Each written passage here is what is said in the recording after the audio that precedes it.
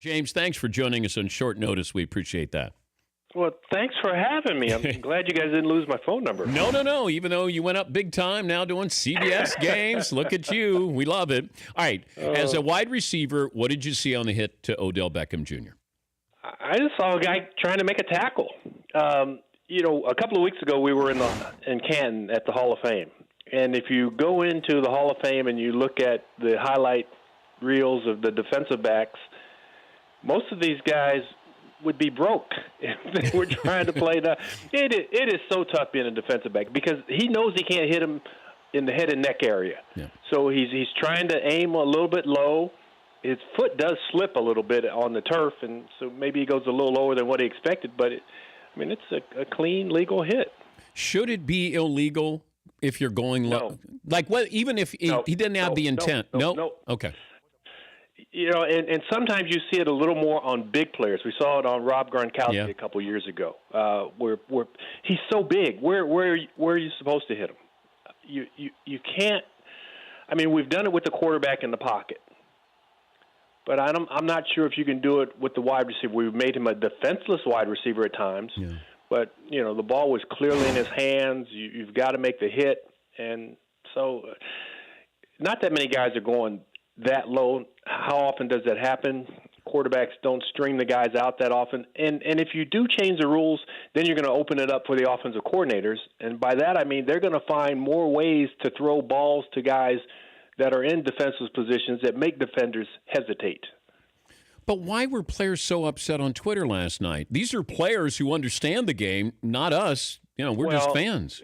I saw some of the angst about, it's a preseason game. Well, what if it were week one? Would that really make it any different? What if it were one of these inter-squad scrimmages that you have where you're practicing against another team and the guy does the same thing and he slips? This is part of the game. We saw one of our superstars, and we saw the nervousness in his actions afterwards. Trying to get up, trying to continue to move. Going to the locker room almost by yourself, not even assisted with a trainer. So, he was nervous about what had happened. And it's funny when you hurt your ankle like that, it almost feels like everything in your leg is burning, from the knee all the way down, and you don't know what's hurt. If I said you could tell players you could have your choice, get hit in the head or get hit below the knees or hit in that area, what would players take? Players who have not been concussed would say hit in the head. Players who have been concussed a couple times would say bring it on low. You really don't win. It used to be, that you were exposing somebody's ribs and you would hear that. There's you're driving to the basket in basketball. Do you want a hard foul? Do you want a soft foul? What are you supposed to do? Baseball, you're crowding the plate a little bit. What's the hardest you ever got hit? I got flipped a couple of times where you kind of land on your head and shoulders and neck, stuff like that. Yeah. But the time when I escaped the hardest hit, I'm running a crossing route in Milwaukee. Packers used to play half their games there, and Ronnie Lott is playing safety. Boy. And the ball is thrown just a little bit high. It's thrown about 12 feet 9 inches, and I could only go up to about 12 feet 6 inches to get a ball in my uniform. And the ball just goes right over my fingertips, and Ronnie grabs me and come down pretty easily. And I considered him a friend, even though he's a competitor. And he said, "Next time I'm going to have to hit you." And we still laugh about that to this day. Because he could have unloaded on me at the time. How scary was he? When you're going across you knew Ronnie was there.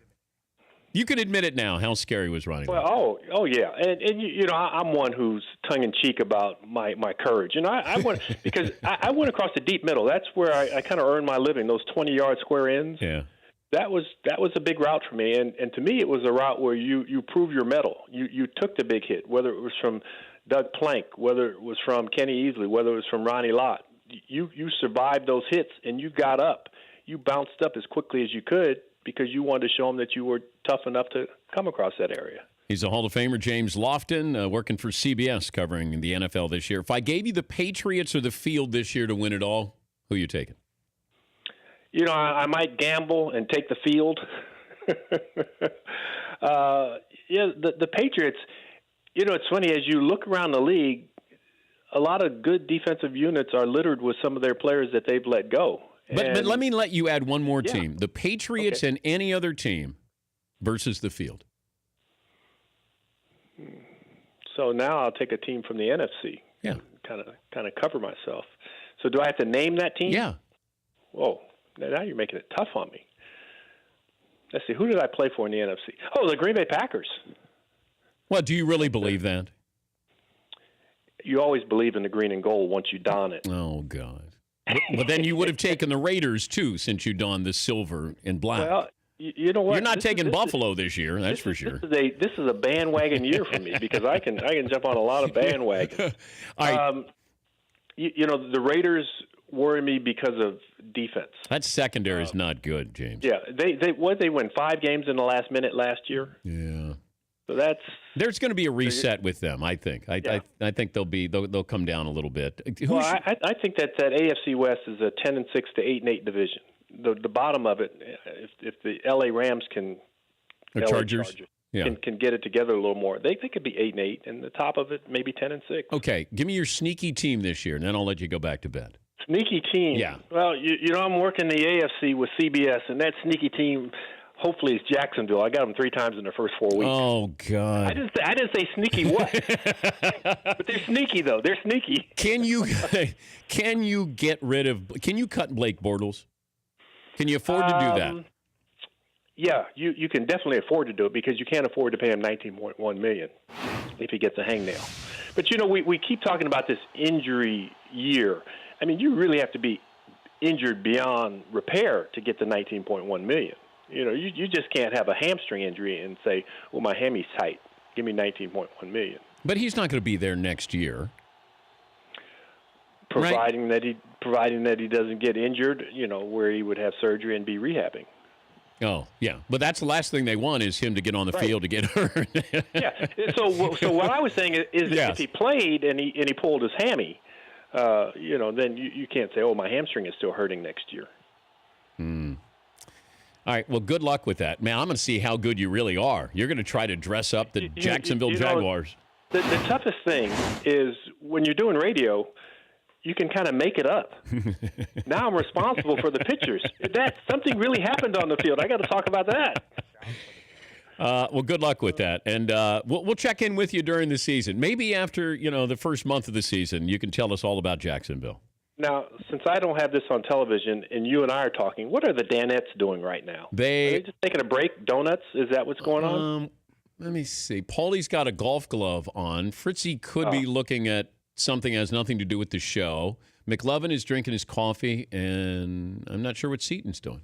So they're just being themselves, I think, basically, is what they're doing. Yeah, it sounds like it. Yeah. All right, have fun. Okay, I will. All right, thank you, James. All right, James Lofton, Hall of Fame wide receiver. The Dan Patrick Show, weekday mornings on Audience.